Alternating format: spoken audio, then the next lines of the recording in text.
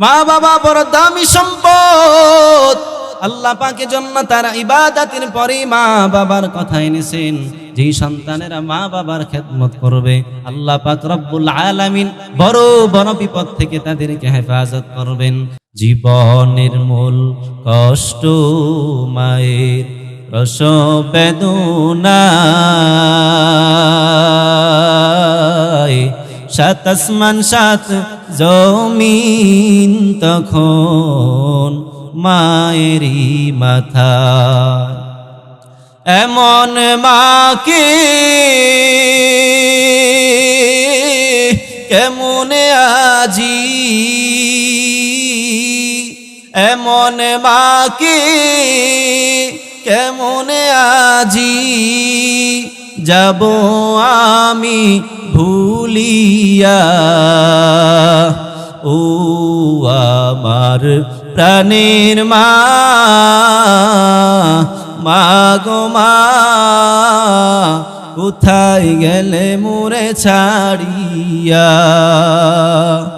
আমি যখন ছিলাম আমার মায়েরই উদরে,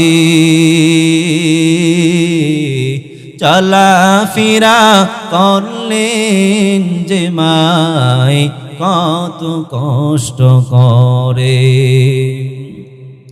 আমার সুন্দর মুখ দেখে মায়ের, আমার সুন্দর মুখ দেখে মায়ের ব্যথা যে যায় হাসাইয়া। ও আমার প্রাণের মা, মা গো মা, কোথায় গেলে মোরে ছাড়িয়া। আমি আল্লাহ এত হাজার নিয়ামত দিয়া তোমাদেরকে বানাইলাম, এত নিয়ামত তোমাদেরকে দুনিয়ার জমিনে আমি আল্লাহ দিলাম, যেই নিয়ামতগুলোর গণনা করে কখনোই শেষ করতে পারবা না। শুধু তাই না, বরং আমি আল্লাহ আখিরাতে তোমাদের জন্য রাখলাম একটা চিরস্থায়ী জান্নাত। জান্নাত এমন একটা ঘর, দুনিয়ার মধ্যে মানুষের কত কষ্ট, কত চিন্তা, কত পেরেশানি, কত কিছু নিয়া, কিন্তু জান্নাত এমন একটা আরামের ঘর, ওই ঘরে মানুষ ঢোকার পরে আর কোনো চিন্তা থাকবে না। সুবহানাল্লাহ। ওই জান্নাতে যাওয়ার জন্য আল্লাহ পাক আমাদেরকে বানাইছে।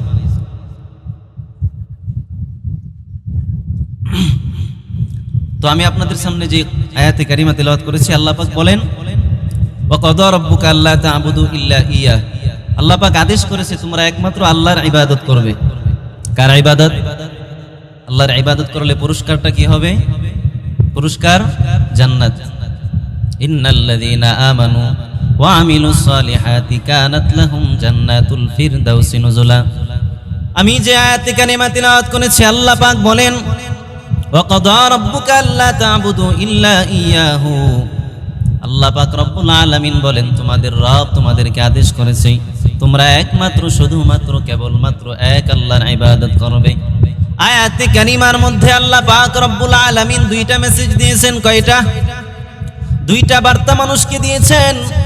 এক নম্বর আদেশ হলো বান্দা একমাত্র ইবাদত করবা আমি আল্লাহর ইবাদত যদি করো, আমি আল্লাহ পরকালে তোমাকে একটা জান্নাত দান করব। মুমিন, ওই জান্নাতটা কেমন সুন্দর! মাসালুল জান্নাতিল্লাতী উইদাল মুত্তাকুন ফিহা আনহারুম মিন মাইন গায়রি আসিন ওয়া আনহারুম মিন লাবানিন লাম ইয়াতাগায়্যার তা'মুহু। আল্লাহ বলেন মুত্তাকি যারা হবে, আল্লাহকে যারা ভয় করবে, আল্লাহর ভয় যাদের ভেতরে থাকবে, তাদেরকে আল্লাহ পাক এমন একটা জান্নাত দান করবেন, ওই জান্নাতের মধ্যে পরিচ্ছন্ন দুধের নহর থাকবে, মধুর নহর থাকবে জান্নাতের মধ্যে, সারাদান তাহুরা পবিত্র মদের নহর থাকবে। দুনিয়ার মদ মানুষ খেলে মাথা ঘোরায়, বউকে ডাকে মা, মাকে ডাকে বউ, আছে না নাই? কিন্তু আখিরাতে আল্লাহ এমন পবিত্র মদের ব্যবস্থা করবেন যেটা খেলে আর মানুষের মাথাও ঘোরাবে না।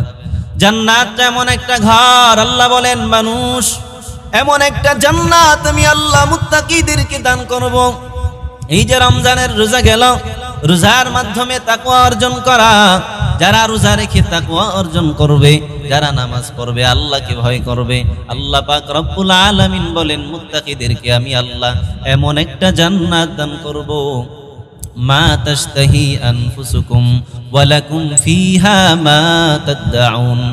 মুমিন, এমন একটা জান্নাত আমি আল্লাহ তোমাদেরকে দান করব, যেই জান্নাতের মধ্যে মন যা চায়, দুনিয়ার মধ্যে মন মতো সব কিছু পাওয়া যায় না, চাইলে সব কিছু ঠিক মতো পাওয়া যায় না, কিন্তু আল্লাহ বলেন মুত্তাকির দল, তোমাদেরকে এমন একটা জান্নাত আমি আল্লাহ দিব, মা তাশতাহি আনফুসুকুম, মন যা চাইবে ওই জান্নাতের মধ্যে আমি আল্লাহ তোমার মনের সব চাহিদা পূরণ করে দিব। সুবহানাল্লাহ। हकीकत से तू दुनिया बेखबर है, दुनिया की नुमाइश पर नजर है, नमी गोयम कि अज दुनिया जुदा बाश, बहर कारे के बाशी बा खुदा बाश। ए जुबक भाई আমার, এই দুনিয়াটা আমাদের জন্য আসল ঠিকানা না, আসল ঠিকানা হলো জান্নাত। এই জন্য আল্লাহ পাক আমাদেরকে বানাইলেন, এজন্য আল্লাহ পাক রব্বুল আলামিন বলেন ওয়া কাদা রাব্বুকা আল্লা তা'বুদু ইল্লা ইয়া, তোমাদের রব আল্লাহ আদেশ করেছেন আল্লাহ পাক ছাড়া, আল্লাহ পাক রব্বুল আলামিন ছাড়া অন্য কারো ইবাদত তোমরা করতে পারবা না, একমাত্র ইবাদত করবে একমাত্র আল্লাহর। কার ইবাদত? আসমান কে বানাইলেন? জোরে বলেন। আসমান বানাইলেন আল্লাহ, জমিন বানাইলেন আল্লাহ, সব কিছু আল্লাহ বানাইলেন, মানুষকে আল্লাহ বানাইলেন, আল্লাহ পাক মানুষকে বানাইলেন, এই সব কিছু মানুষের উপকারের জন্য বানাইলেন। পৃথিবীর যা কিছু আমরা দেখি বা না দেখি, আল্লাহ পাক সব মানুষের উপকারের জন্য বানাইলেন, আর এই মানুষকে বানাইলেন একমাত্র আল্লাহর ইবাদত করার জন্য।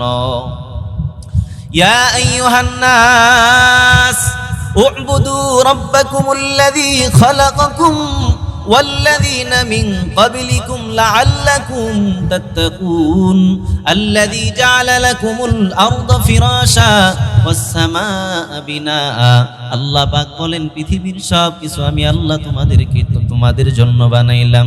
জাআলা লাকুমুল আরদা ফিরাশা, জমিনটাকে আমি আল্লাহ তোমাদের জন্য বিছানা বানাইলাম, আর আসমান থেকে আমি আল্লাহ তোমাদের জন্য পানি বর্ষণ করে তোমাদের জন্য খাদ্যের ব্যবস্থা করে দেই। এইভাবে আল্লাহ পাক পৃথিবীর সব কিছু মানুষের উপকারের জন্য বানাইলেন, আর মানুষকে আল্লাহ পাক বানাইলেন একমাত্র আল্লাহর ইবাদত করার জন্য। আমাদেরকে কি বানাইলেন এত সুন্দর করে? আল্লাহ বানাইছেন কেমন সুন্দর চেহারা, আল্লাহ পাক রব্বুল আলামিন দিলেন এই চেহারা মানুষকে, আল্লাহ দিয়েছেন এত সুন্দর চেহারা। লাকাদ খালাকনাল ইনসানা ফি আহসানি তাকওয়িম। আল্লাহ বলেন মানুষ এমন সুন্দর চেহারা তোমাদেরকে দান করলাম, এত সুন্দর চেহারা আমি আল্লাহ অন্য কোনো প্রাণীকে দান করি নাই। মানুষকে আমার আল্লাহ তিনটা অন্ধকারের ভেতরে মায়ের পেটের ভেতরে বানাইলেন। ইয়াখলুকুকুম ফি বুতুনি উম্মাহাতিকুম খালকাম মিন বাদি খালকিন ফি যুলুমাতিন সালাস যালিকুমুল্লাহু রাব্বুকুম। আল্লাহ বলেন মানুষ তিন অন্ধকারের ভেতরে আমি আল্লাহ এত সুন্দর করে তোমাদেরকে বানাইলাম।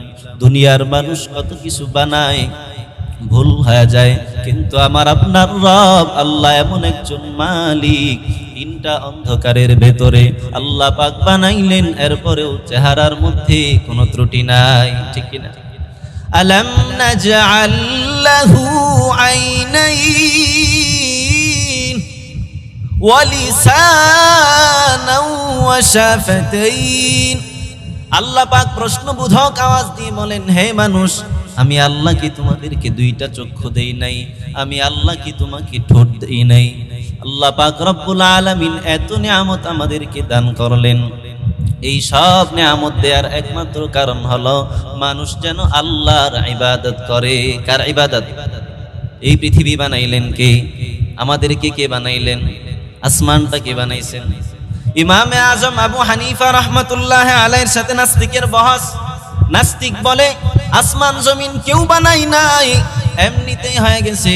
ইমামে আজম আবু হানিফা রহমতুল্লাহ আলাই সোজা জবাব দেয় নাই, জবাবটা একটু ঘুরাইয়া বেচাইয়া দিলেন।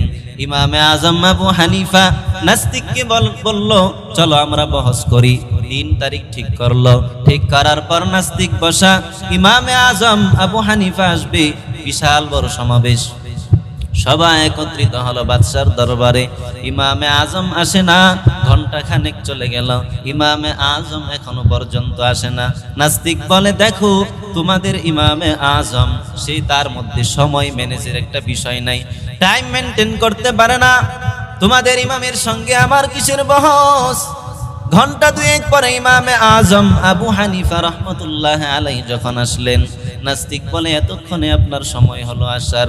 ইমামে আজম বলে, আমি তো ঠিক সময়ে বাড়ি থেকে বের হলাম মজলিসে আসার জন্য, কিন্তু আমি যখন নদীর কিনারায় আসলাম, নদীর কিনারায় আসার পর আমি তাকাইয়া দেখি নদীর মধ্যে কোনো নৌকা নাই, কোনো মাঝিও নাই। চিন্তায় পড়ে গেলাম, পেরেশান হয়ে গেলাম, কেমন করে আজ নদী পার হব? আমার তো ঠিক সময়ে পৌঁছাতে হবে, কেমন করে নদী পার হইয়া আমি আসবো? চিন্তায় পড়ে গেলাম। নদীর কিনারায় আমি বসা, দীর্ঘ সময় চলে যাওয়ার পর তাকাইয়া দেখি হঠাৎ করে একটা গাছ কেটে পড়ে গেল। গাছটা নিজে নিজে কেটে পড়ে গেল। এরপরে দেখলাম ওই গাছটা একটা করাতের মাধ্যমে কেটে কেটে চির হয়ে গেল, তক্তা হয়ে গেল। তক্তা হওয়ার পরে ওইটা পেরেক লেগে লেগে একটা নৌকাতে পরিণত হয়ে গেল। নাস্তিক এবার বলে, আবু হানিফা, এতদিন মনে করতাম তুমি বড় ইমাম, তোমাকে মনে করতাম আমরা বড় পণ্ডিত, কিন্তু না না, একটা পাগলও তো বলবে না একটা গাছ নিজে নিজে কেটে এরপরে নৌকা হয়ে যায়। ও ইমামে আজম, বলো কেমন করে এটা সম্ভব? ইমামে আজম ডেকে বলে, শুনো, তুমি যদি বলো যে একটা গাছ নিজে নিজে কেটে নৌকা হতে পারবে না, তাহলে বলো এত বড় আসমান কেউ না বানাইলে কেমন করে হয়? ঠিক কি না?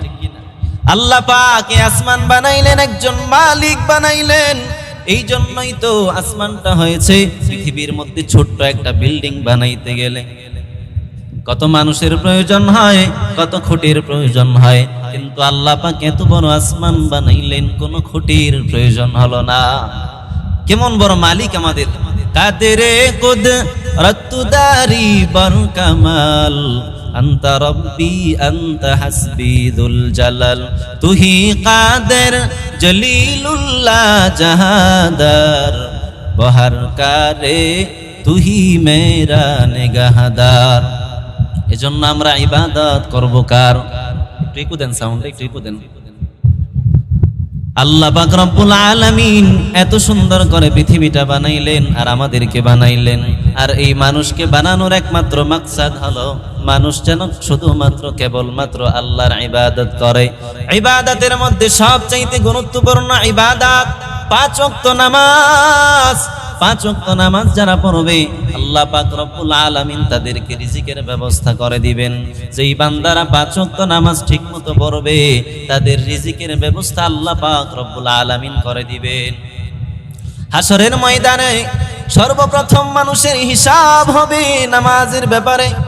আউয়ালু মা ইউহাসাবু বিহিল আবদু ইয়াউমাল কিয়ামাতিস সালাহ। আল্লাহর পয়গম্বর জানাইয়া দেয়, ও আমার উম্মতের দল, কিয়ামতের ময়দানে বান্দা বান্দির সর্বপ্রথম হিসাব হবে নামাজের।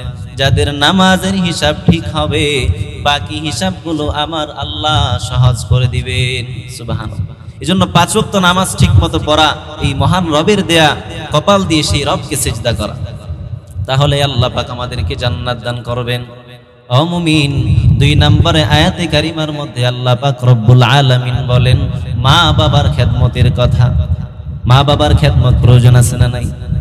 কত বড় দামি কথা আল্লাহর, যেইখানে আল্লাহ পাক রব্বুল আলামিন মা বাবার কথা আল্লাহ পাক রব্বুল আলামিন তারপরে এনেছেন।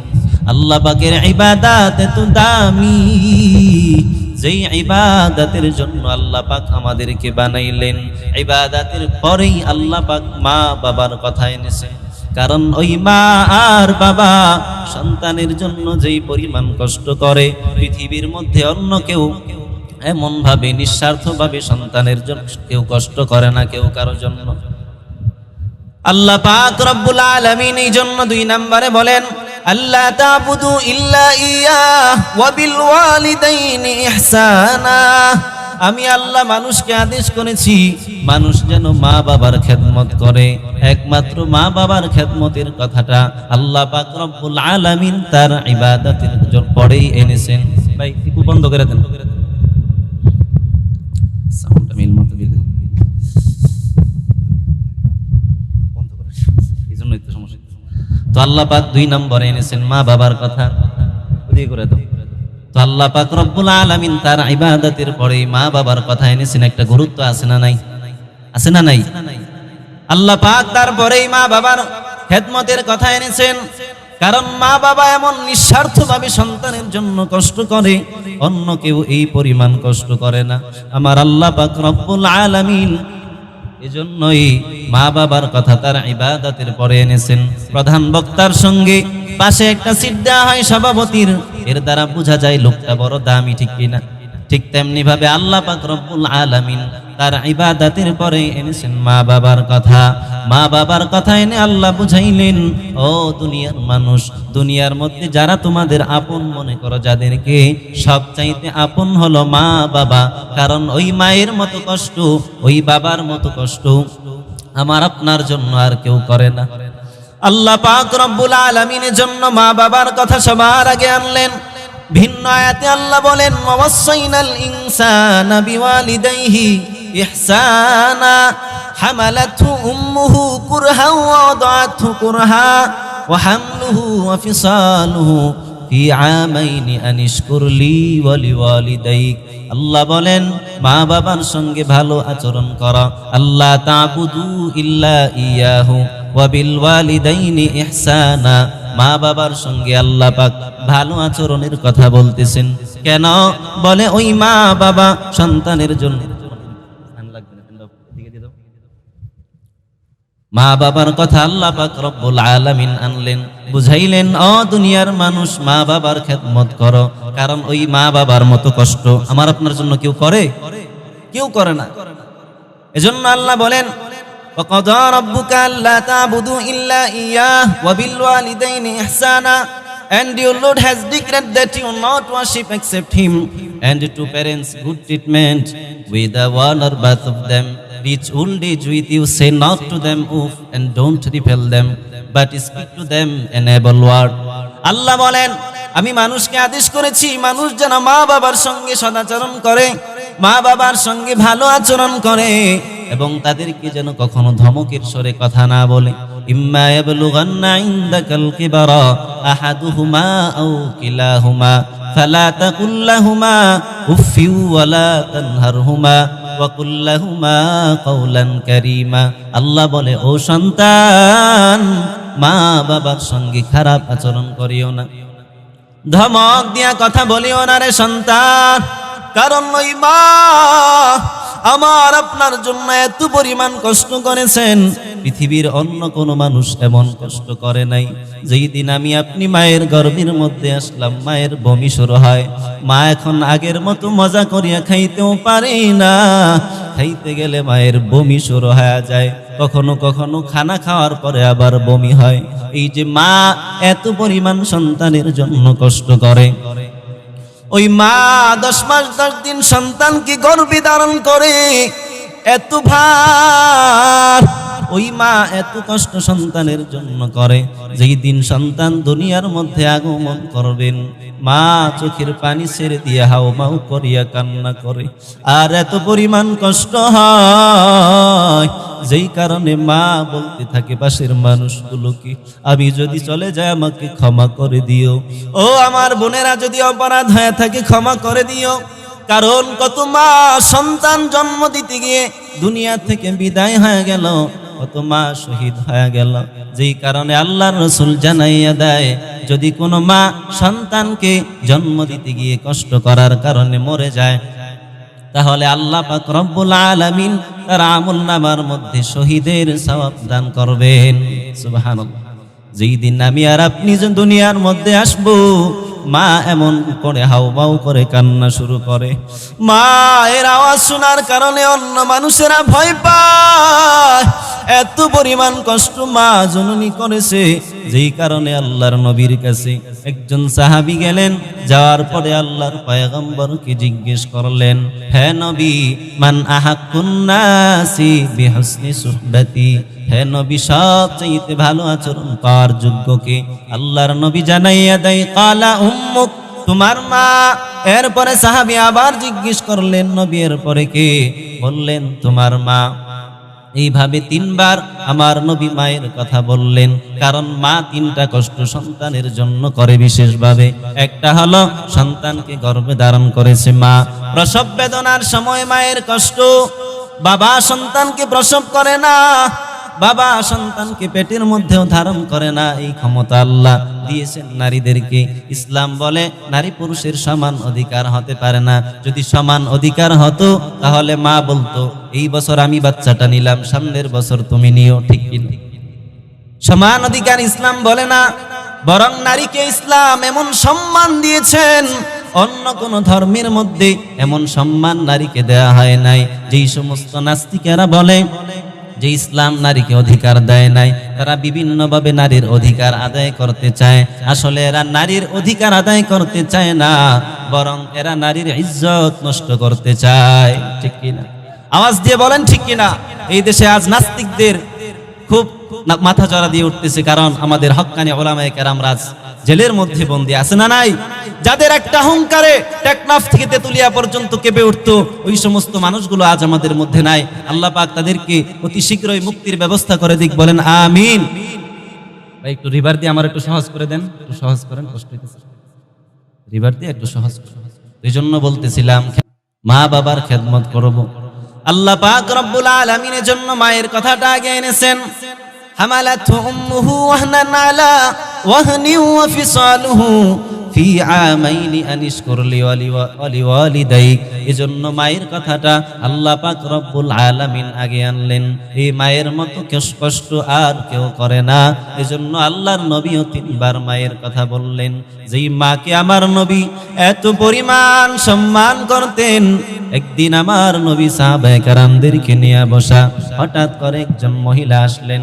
মহিলা আসার পর আমার আপনার পয়গম্বর শরীরের চাদর বিছাইয়া দিলেন, মহিলা চাদরের মধ্যে বসলেন। এরপরে নবী কথা বললেন, কথা বলার পরে মহিলা চলে গেল। সাহাবায়ে কেরাম জিজ্ঞেস করলেন, পয়গম্বর, কে এই মহিলা? কার জন্য আপনার গায়ের চাদরটা আপনি বিছাইয়া দিলেন?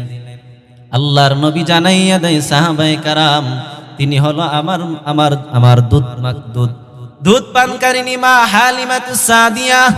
দুধ পান করাইছেন আমার নবীকে ওই হালিমাতুস সাদিয়া। ওই দুধ মাকে আমার আপনার নবী এত পরিমাণ সম্মান করেছেন। আমার আপনার নবীর চাদরের মধ্যে রোম পারস্যের সম্রাটদের বসার মতো কোনো ক্ষমতা নাই। ওই নবী নিজের চাদরটা দুধ মা হালিমাতুস সাদিয়ার জন্য বিছাইয়া দিলেন। আমার নবী বুঝাইলেন, মা এত সম্মান, এত সম্মানী, ওই মায়ের মতো বাবার মতো সম্মান আর কারো হতে পারে না। আমার আপনার নবী ছিলেন এতিম নবী। ওই নবীর মাও ছিল না, বাবাও ছিল না। 6 বছরে আমার আপনার নবী মা হারাইয়া এতিম হয়ে গেলেন। আমার নবী জন্মের আগে বাবা হারাইয়া এতিম। ওই নবী এত পরিমাণ কষ্ট করেছেন, কিন্তু দুধ মা হালিমাতুস সাদিয়াকে আমার আপনার নবী কি পরিমাণ সম্মান করতেন। ও নবীর উম্মতির দল, এই জন্য মা বাবার সম্মানটা আল্লাহ পাক রব্বুল আলামিন এত পরিমাণ দিয়েছেন। মায়ের গর্ভে যখন আমরা ছিলাম, যেই দিন দুনিয়ার মধ্যে আগমন করব, মায়ের প্রসব বেদনা শুরু হয়ে যায়। মা জননী এমন চিৎকার করেছেন, ওই চিৎকার কোন পুরুষেরা শুনলেও ভয় পায়। এত পরিমাণ কষ্ট মা করেছেন। ওই মায়ের জন্য আল্লাহ পাক রব্বুল আলামিন সবার আগে মায়ের কথা বলেছেন। আল্লাহ বুঝাইলেন ওই মায়ের সম্মান সবচেয়ে বেশি। আমার নবীও বুঝাইলেন 3 বার মায়ের কথা বলিয়া যে মা সবচেয়ে সম্মানী। এই জন্য মা বাবার খেদমত করার প্রয়োজন আছে না নাই? ওই মায়ের দোয়া বড় দামি সম্পদ। হে যুবক, যারা দুনিয়ার মধ্যে মা বাবার খেদমত করবে, মা বাবার খেদমত যারা করবে, আল্লাহ পাক রব্বুল আলামিন তাদেরকে কিছু পুরস্কার দিবেন। আল্লাহ পাক দুনিয়ার মধ্যে তাদের হায়াতের মধ্যে বরকত দান করে দিবেন, ঠিক কিনা? মা বাবা যখন খুশি হয় প্রথমেই বলে, আল্লাহ তুমি আমার সন্তানকে আমার চুল পরিমাণ হায়াত দিয়ে দিও। মা যখন খুশি হয় বলে, মা আমার সন্তানকে আল্লাহ হায়াত বাড়াইয়া দিও। বাবা যখন খুশি হয় বলে, আয় আল্লাহ আমার সন্তানকে তুমি হায়াত বাড়িয়ে দিও। বিপদ থেকে আল্লাহ হেফাজত করেন। আশরাফ আলী থানভী রহমতুল্লাহ আলাইহি তার কিতাবের মধ্যে লিখেছেন 5টা পুরস্কার সন্তানকে আল্লাহ পাক দুনিয়ার মধ্যেই দিবেন। কয়টা? 1 নম্বরে আল্লাহ পাক রব্বুল আলামিন যেই সন্তান মা বাবার কথা মেনে চলবে, আল্লাহ পাক তার হায়াতের মধ্যে বরকত দান করবেন, বিপদ থেকে আল্লাহ বাঁচাইবেন। আমাদের জীবনে বিপদ আছে না নাই? সন্তানের উপরে ঠাড়া পড়বে গুনাহের কারণে। সন্তান গেল বেরিবাদে ঘুরতে, নদীর কিনারায় ঘুরতে গেল, ঠাডাটাও পড়বে তার উপরে আযাব হিসেবে। মা ওইদিকে দোয়া করে, ও দয়ার মালিক আমার সন্তানটাকে তুফানের বিপদ থেকে তুমি বাঁচাইয়া ঘরে ফিরাইয়া দিও। আল্লাহ পাকের ফেরেশতা বলে, ও আল্লাহ তোমার বান্দার উপরে ঠাডা কি দিমু? বলে, না না, ফেরেশতা ঠাডাটা ফিরাইয়া তাল গাছের উপরে দিয়ে দাও, ডাব গাছের উপরে দিয়ে দাও। পরে কি পরে না? তাল গাছে ডাব গাছে ঠাড়া পরে কি পরে না? আল্লাহ পাকের ফেরেশতা যখন আল্লাহকে বলে, আল্লাহ বলে, ফেরেশতা না না, আমার বান্দার উপরে দিও না। কারণ মা যখন সন্তানের জন্য দোয়া করে, ওই দোয়াটা সরাসরি কবুল করে নাই কে? মা বাবা যখন দোয়া করে সন্তানের জন্য, ওই দোয়া বিফলে যায় না। ইজ্জতের জিন্দেগি আল্লাহ পাক রব্বুল আলামিন বাধ্যগত সন্তান যারা, তাদেরকে আল্লাহ পাক ইজ্জত দান করেন। এই যে বড় বড় উলামায়ে কেরামরা আজকে এখানে বসে বয়ান করবে, এই যে সম্মানের চেয়ার, এটা মা বাবার দোয়া ছাড়া কখনো তারা পায় না। কত মুরব্বীরা দেখলে সালাম দেয়, বুঝা গেল এর দ্বারা আল্লাহ পাক রব্বুল আলামিন যেই সমস্ত সন্তানেরা মা বাবার খেদমত করে, আল্লাহ পাক তাদেরকে দুনিয়ার মধ্যে ইজ্জতের জিন্দেগি দান করে। 3 নাম্বার 4 নম্বরে হলো আল্লাহ পাক তাদেরকে বাইতুল্লাহ শরীফ জিয়ারত করার তৌফিক দান করেন। বাইতুল্লাহে যেতে আমাদের মন চায় কি চায় না? মৃত্যুর সময় কালেমা নসিব হবে। যেই সমস্ত সন্তানেরা মা বাবার খেদমত করবে, তাদেরকে আল্লাহ পাক রব্বুল আলামিন মৃত্যুর সময় কালেমা নসিব করবেন। এজন্য মা বাবার খেদমত বড় দামি, ওই মায়ের দোয়া বড় দামি সম্পদ। দুনিয়ার যেখানেই তুমি থাকো না কেন সন্তান, তোমার মা বাবা যখন দোয়া করে, ওই দোয়াটা আল্লাহ পাক কবুল করে নাই। এর কারণে আল্লাহ পাক তোমাকে অনেক সম্মানের জিন্দেগি দান করবে। আর যেই সমস্ত সন্তানেরা মা বাবার সঙ্গে বেয়াদবি করে চলে, এদেরকে আল্লাহ পাক দুনিয়ার মধ্যেই শাস্তি দেয় কি দেয় না? কত সন্তান আছে মাকে গালি দেয়, কত সন্তান আছে বাবাকে গালি দেয়। এর সন্তান, তুমি তো এমনিতেই দুনিয়াতে আসতে পারো নাই, ওই মা তোমার জন্য জীবনটাকে বাজি ধরিয়া তোমাকে জন্মদান করলো। ওই মা কত পরিমাণ কষ্ট করেছে, ওই মায়ের মতো কষ্ট আর কেউ করে নাই। প্রসব বেদনায় মায়ের জীবনটা চলে যাওয়ার মতো অবস্থা হয়ে যায়। এত কষ্ট করার পরেও সন্তান যখন দুনিয়ার মধ্যে আগমন করলো, এরপরে মা সন্তানকে কোলে নিয়া মা পিছনের সব কষ্টগুলো সন্তানের চেহারা দেখার পরে ভুলে যায়, ঠিক কিনা? জীবনের মূল কষ্ট মায়ের প্রসব বেদনায়, 7 আসমান 7 জমিন তখন মায়েরই মাথা। এমন মাকে কেমনে আজি, এমন মাকে কেমনে আজি যাব আমি ভুলিয়া। ও আমার প্রাণের মা, মা গো মা, কোথায় গেলে মোরে ছাড়িয়া? আমি যখন ছিলাম আমার মায়েরই উদরে, চলাফেরা করলেন যে মায় কত কষ্ট করে। আমার সুন্দর মুখ দেখে মায়ের, আমার সুন্দর মুখ দেখে মায়ের ব্যথা যে যায় হাসাইয়া। ও আমার প্রাণের মা, মা গো মা, কোথায় গেলে মোরে ছাড়িয়া। ওই মা এত পরিমাণ কষ্ট সন্তানের জন্য করলো, এজন্য আল্লাহ পাক মা বাবার কথাটা আগে এনেছেন। আমরা সকলে মা বাবার খেদমত করবো তো ইনশাআল্লাহ।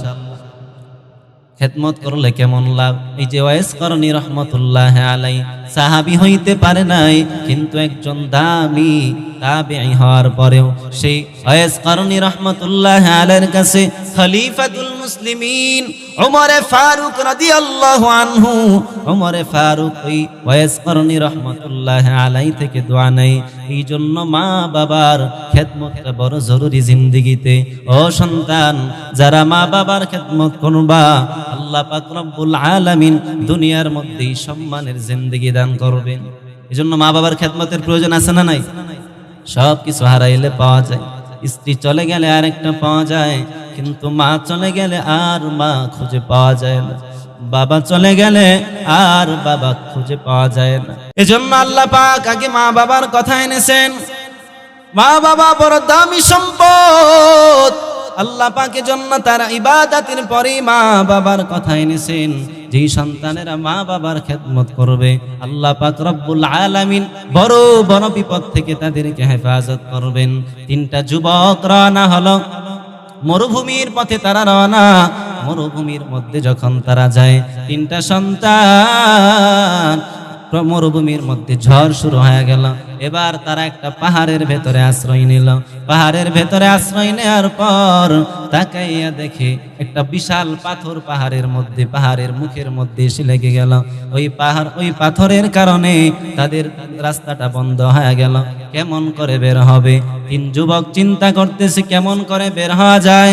তিনটা যুবক যখন চিন্তিত, তখন তারা তিনজন মিলে পরামর্শ করলো যে আসুন আমরা নিজেদের যে বড় বড় আমল, জীবনের যে আমলটা আল্লাহর কাছে কবুল হয়েছে, ওই আমলের ওসিলা করিয়া আমরা আসেন আজ আমরা দোয়া করতে থাকি। তিনজন মিলে যখন দোয়া করে, একজন হাত তুলে বলে, আল্লাহ আমার জিন্দেগিতে আমি একটা আমল করেছিলাম, যে আমলটা শুধুমাত্র কেবলমাত্র আপনার জন্য করেছি। এই যে মা বাবার দোয়া পাইলে কেমন কাজে লাগে এটা বুঝাইবার জন্য বলতেছি। তিন যুবক দোয়া করেছে। তিনটা যুবকের মধ্যে একটা যুবক দোয়া করতেছে, আয় আল্লাহ, আমি দূরে কাজ করতাম, আমি গভীর রজনীতে যখন আমার বাড়িতে ফিরতাম, বাড়িতে ফেরার পরে আমি আমার মা বাবাকে খানাগুলো নিয়ে আগে খাওয়াইতাম, এরপরে আমার সন্তানদেরকে খাওয়াইতাম। ওই যুবক আল্লাহর কাছে দোয়া করে আর বলে, আয় আল্লাহ, আমি যখন প্রতিদিন আমার ঘরের মধ্যে ফিরতাম, ঘরের মধ্যে যাওয়ার পর আমার মা বাবাকে না খাওয়াইয়া আমার সন্তানকে আমি কখনোই খাওয়াইতাম না। ওই যুবক এভাবে আল্লাহর কাছে দোয়া করতেছে। একদিন আমি যখন আমার ঘরে ফিরলাম, তাকাইয়া দেখি আমার সন্তানগুলো ক্ষুধার কারণে ছটফট করতেছে, আর আমার মা বাবা ঘুমের মধ্যে। আমি আমার নিয়ত ছিল যে আমার মা বাবাকে আগে না খাওয়াইয়া আমার সন্তানকে খাওয়াবো না, এই নিয়ত আমার ছিল। আমার মা বাবা যখন রাত্রের শেষ প্রহরে উঠলো, আমার মা তাকাইয়া দেখে আমি দুধের পাত্রে হাতের মধ্যে নিয়ে দাঁড়াইয়া আছি। আমি আমার মাকে বললাম, মা, আমি রাত্র তোমাদের সামনে দাঁড়িয়েছিলাম কারণ তোমরা ঘুমের মধ্যে। আমার মা আর বাবা ওই দিন আমার উপরে বড় খুশি হয়েছিল এবং আমাকে জড়াইয়া ধরে আমার জন্য দোয়া করেছিল। এই যে এই কাজটা আয় আল্লাহ একমাত্র আপনার জন্য করেছি। আমার মা বাবার খেদমত যে করতাম, আয় আল্লাহ ওই আমলটা যদি আপনার কাছে কবুল হয়, ওই আমলের ওসিলা করিয়া আজকের এই বিপদ থেকে আমাকে হেফাজত করেন। এই যে তিনজন দোয়া করছে, আল্লাহ পাক তাদের এই পাথরকে তাদের সামনে থেকে সরাইয়া দিয়েছেন এবং সকলের দোয়াকে আল্লাহ কবুল করে নিয়েছে। এর মধ্যে একজন যুবক, সে মা বাবার খেদমত করেছে। সুবহানাল্লাহ। এই জন্য মা বাবার খেদমতের দাম আছে না নাই? এ সন্তান, স্ত্রীর জন্য ভালো খানা হয়, নতুন কাপড় হয়, ওই বৃদ্ধ মা বাবার জন্য কি হয় না? ওই মা বাবার মতো এমন নিঃস্বার্থ ভালো আর তো কেউ তোমাকে বাসে নাই।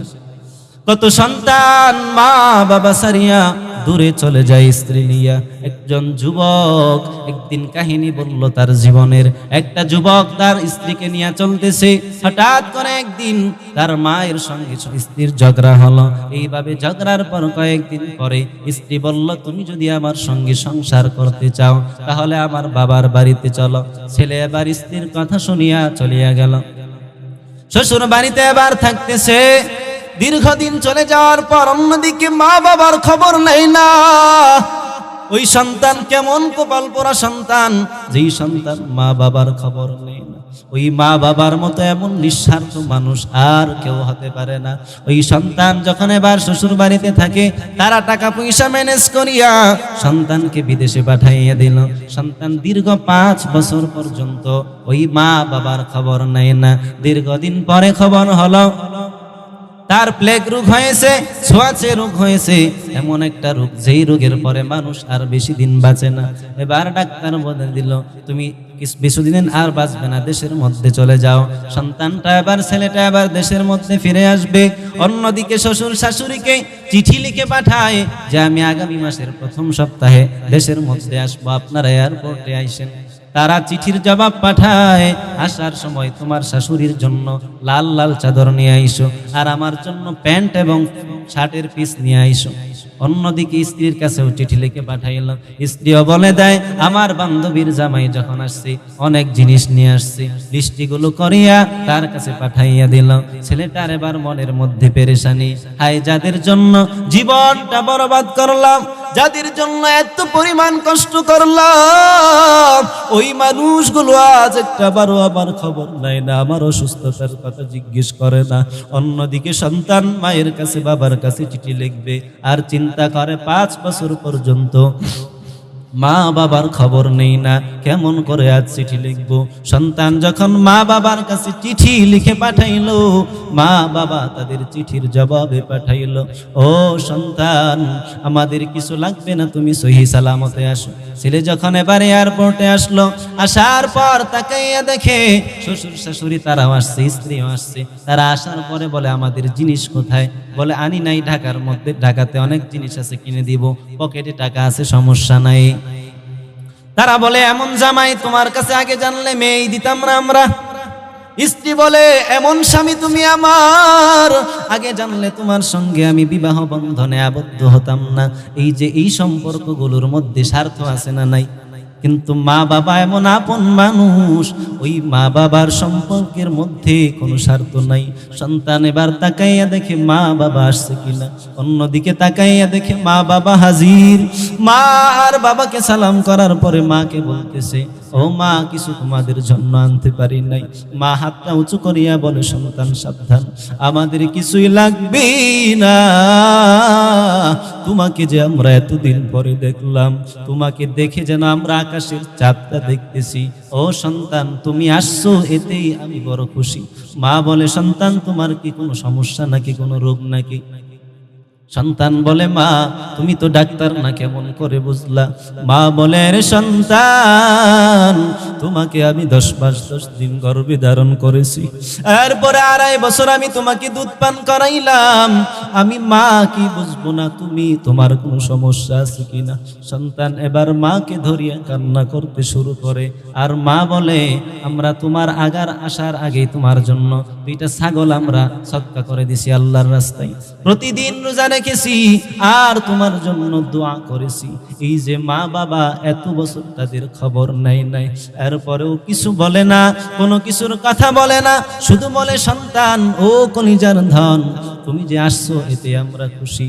মা আর বাবা তার অসুস্থতার কথা যখন জানতে পারলো, বলল আয় আল্লাহ, আবার সন্তানটাকে আপনি অকালে নিয়েন না। আয় আল্লাহ, আমাদের হায়াতটাকে দিয়ে দিলাম, তাকে আপনি দুনিয়ার মধ্যে আরো দীর্ঘজীবী করেন।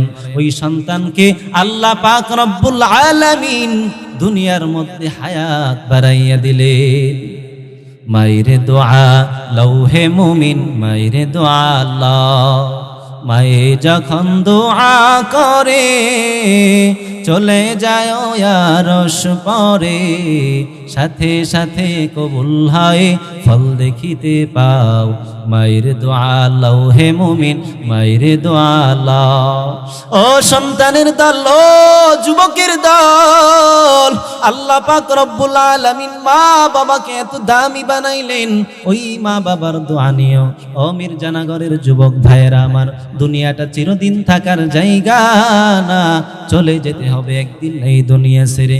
এজন্য আখিরাতকে পুঁজি বানাইতে হবে, আল্লাহ পাকের হুকুমগুলো মেনে চলতে হবে, আর নবীর তরিকা অনুযায়ী চলতে হবে, মা বাবার খেদমত করতে হবে। ওই নবীর তরিকায় চলো রে যুবক, যেই নবী আমার তোমার জন্য এত পরিমাণ কষ্ট জিন্দেগিতে করলো, ওই হাসরের ময়দানেও আবার আপনার নবী রাহমাতুল লিল আলামিন উম্মতের কথা বলবে না। সব নবীরা ওই দিন চিন্তিত থাকবে, সব নবীরা চিন্তায় পেরেশান, আর উম্মতেরা এক এক নবীর কাছে যাইতে থাকবে। নবীর কাছে যাওয়ার পর আদম নবী বলবে, উম্মতেরা আজ আমি বড় চিন্তিত, ও আমার উম্মতেরা আজ আমি আদম নবী চিন্তিত, আমি পারবো না আল্লাহর কাছে সুপারিশ করতে। নূহ নবী বলবে, আমি আল্লাহকে এমন বিষয়ে প্রশ্ন করেছি যেই বিষয়ে আমার জ্ঞান ছিল না। সব নবীরা উম্মতদেরকে যখন ফিরাইয়া দিবেন, ওই সময় আমার আপনার নবী রাহমাতুল লিল আলামিন আকে নামদার তাজদার মদিনা আমার আল্লাহর সামনে আরশের মহল্লায় সিজদায় পড়ে থাকবে, আর উম্মতের জন্য কান্না করতে থাকবে। আমার আপনার নবী কান্না করার কারণে আল্লাহ পাক রব্বুল আলামিন বলবে, ও নবী মাথা উঠান, আপনি আমার কাছে চাইতেই থাকেন গো নবী, আমি আপনার চাগুলো পূরণ করে নিব। নবী আমি আল্লাহর কাছে বলতে থাকেন, আপনার সকল আরজিগুলো আমি শুনবো। এই জন্য যুবক ভাইয়েরা আমার, আজকে যারা মাহফিলের ব্যবস্থা করেছেন আপনারা, আপনাদের সকলের জন্য দোয়া করি। এই যে দিনের একটা কাজ যুবকেরা করতেছে, আল্লাহ পাক এই ওসিলায় তাদেরকে কিয়ামতের ময়দানে মাফ করে দিতে পারে।